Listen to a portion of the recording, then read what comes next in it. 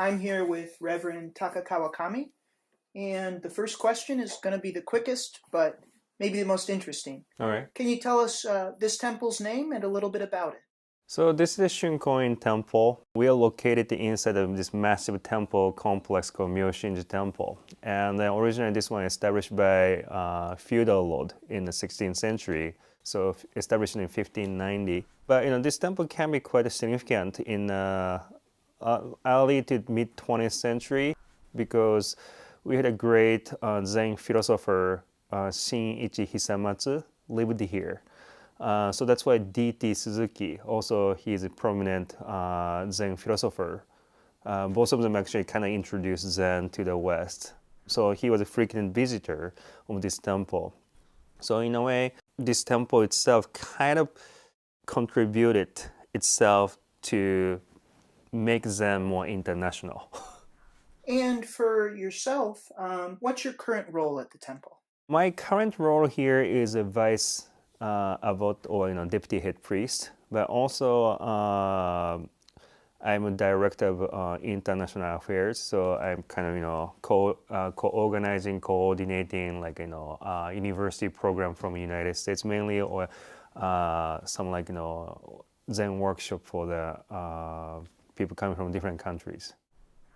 And could you tell us a bit about, for travelers or individuals who are traveling to Kyoto, what are some of the activities currently being offered at the temple? So this temple, we have a guest house. So people can stay here, but also depend. So that for the individual guests, we actually offer meditation classes in the morning, in English. Then which is about 90 minutes.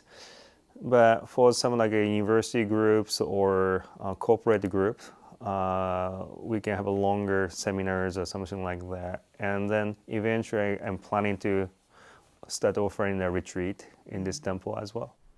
How did you end up here? Were you born here? Did you just randomly wander in and become a monk? How are we sitting with you today? So I was born here because my father, he is a head priest. And then, so in a way that my family being here about 120, 30 years. So I'm fifth generation as Kawakami, taking care of this temple. So yeah, it's my family temple. And your background is interesting because you are cross-cultural both in your mission and your background. I'm wondering if you could tell us a bit about your childhood and then your time in the States growing up. So I grown up in this temple, but even I'm fifth generation in this temple as my family, but my parents never forced me to take over the family tradition.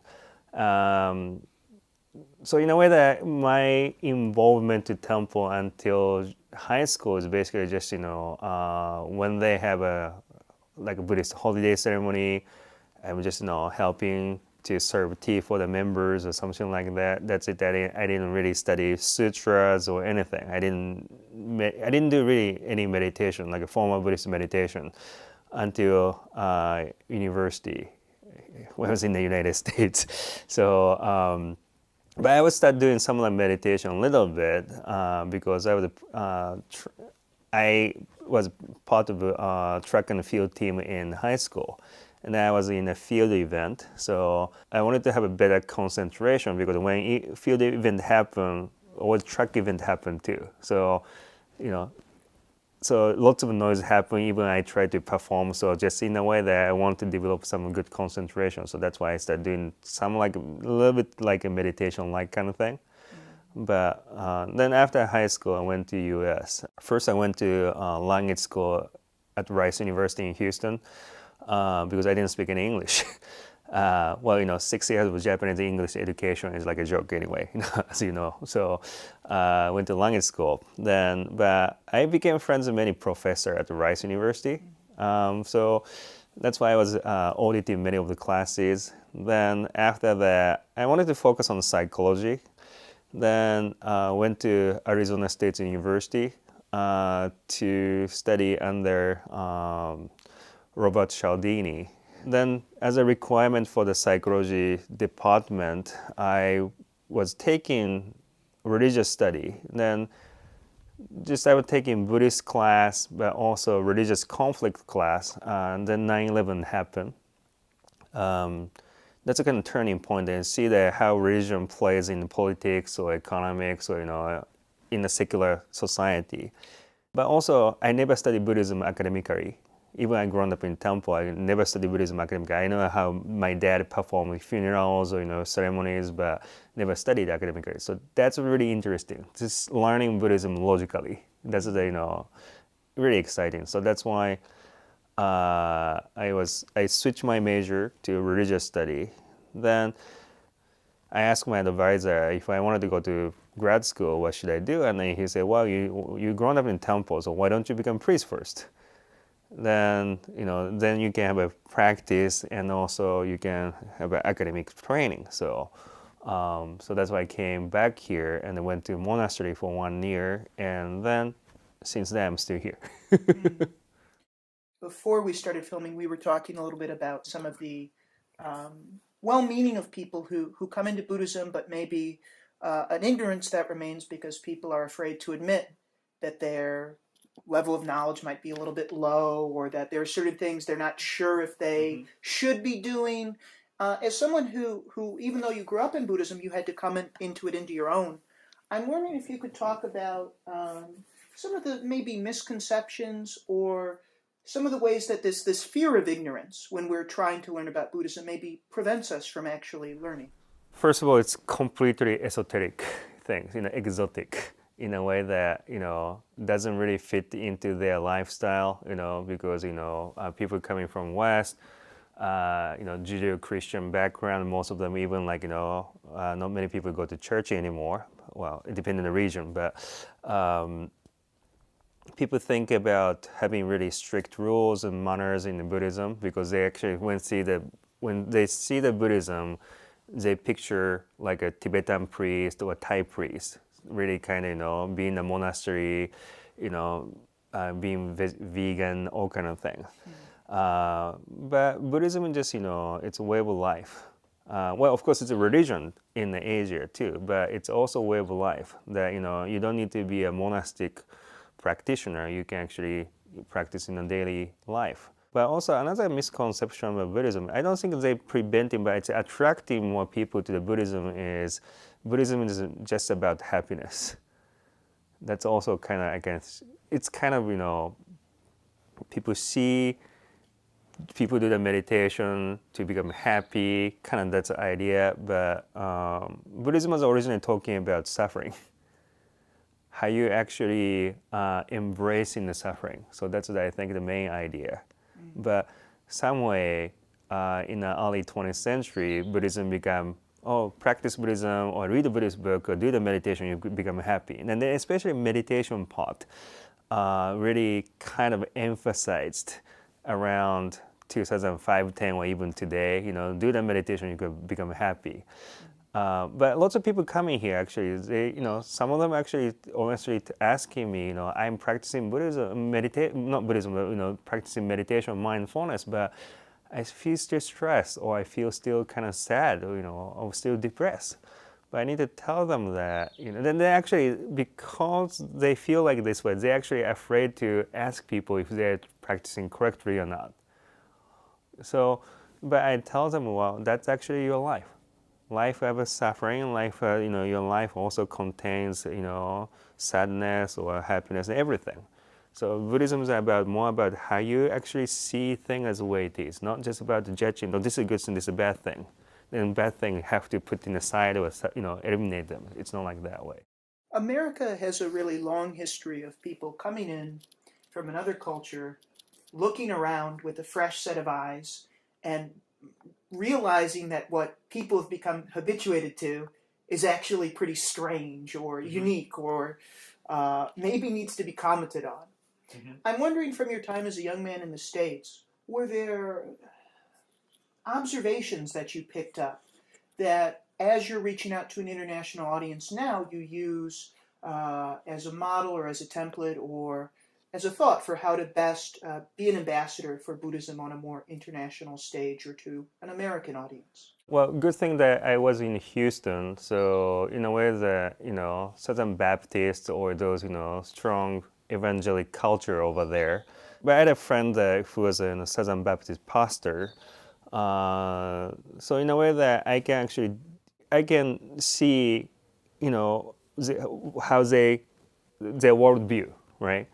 So yeah, of course, people coming from more like liberal states, they're more open-minded originally. So in a way that, exploring new things, that's, okay. But people come from conservative place. First of all, they have a certain way of living. Their lifestyle already established. And especially conservative actually tend to think they're the best way, right? So I know that how people think about their lifestyle, their judgment, or their version of reality coming from that kind of conservative place. So that's helping me to talk to people how they actually see the world, right? So I think that's experience in especially more conservative states when I was in like 18 or 20. That's really helping me. But also Houston was really international place. People from South America, Europe, Middle East, everybody was there. Then meeting with those people, they're exposed to different cultures. I normally actually my best friends around the time mostly from like Venezuela, Argentina, mostly from the South America. But yet I had a friend from Middle East. Then so in a way, I learned different way of thinking, culture, and then food in a way. So that's actually great opportunity for, that's a great way of learning about different culture and how to approach them. You mentioned conservative, and one of the reasons I'm queer, and one of the reasons I've been very fascinated in wanting to meet you is some of your work for outreach to the LGBTQ community. I'm wondering if you could talk a little bit about how this decision was made. I know it wasn't made lightly, but what was your thought process for why you wanted to reach out to the LGBTQ community, and what has that experience been like?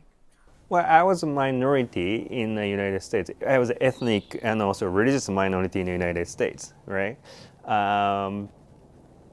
So being a minority, I have experience of being minority, right? People just judge me because I'm Asian. It doesn't matter if I'm Japanese or Chinese or Korean. People just see me just Asian, right? But also because of me being Asian, but also have an accent, and people judge me instantly.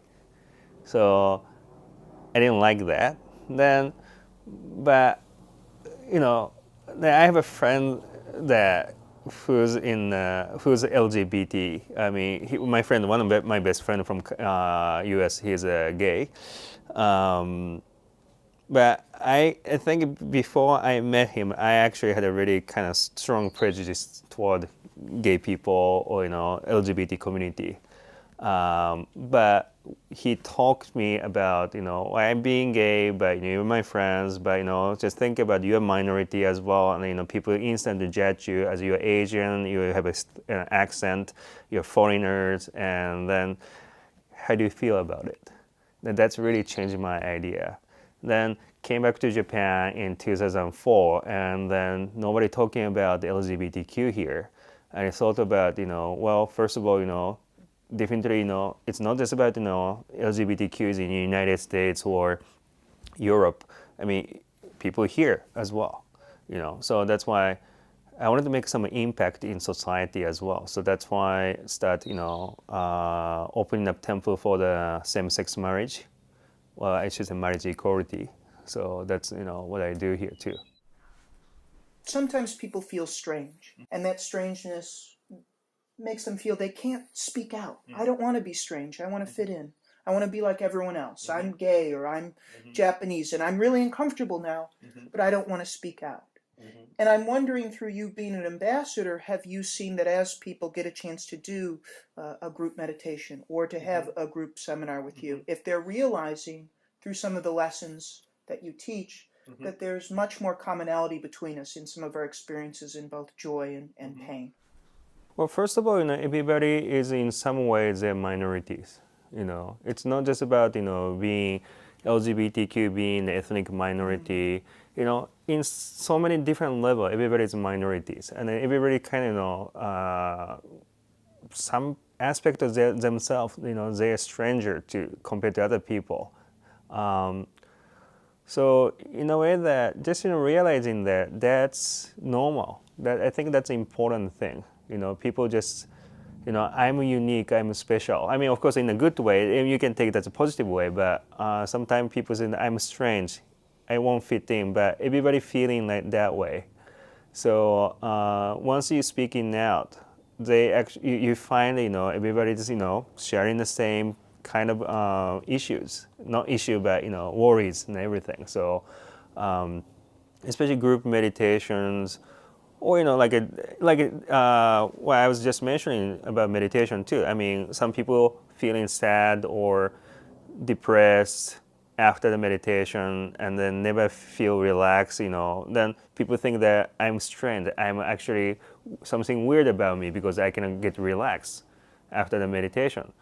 But I tell them that's also happened to everybody. But because of this pressure that you're feeling from society, you do the meditation. Yeah, normal people feel relaxed or feel happier. I think. But if you talk to the people, people actually, this one speak out, and other people say, oh yeah, I kind of felt like anxious. I feel depressed. So even talking about meditation like this, everybody kind of try not to speak about what's actually feeling, but everybody in a way, we are all minorities. So that's why, once somebody start talking, normally, a situation like this, or a place like this maybe, they start, sharing about their own issues. I think there are two issues, particularly Western, that are very interesting to me that we've spoken about off camera. The first is positive psychology. Individuals like Daniel Gilbert, Daniel Kahneman, Ellen Langer. What are some of the things that you've been really enthusiastic or interested or inspired by in positive psychology, and what maybe would you offer counsel to? I'm not really into positive psychology, first of all. I read several books, but some of them actually, I feel like they created a looping effect. Because kind of mentioning, maybe like a Martin Seligman, I think that what he say was, issue today in the society is a lack of happiness or something like that. I don't think they notice about their emotions today. So that I think that's the issue. And also, they actually see the happiness just as like a pleasure-based happiness, like hedonic type of happiness.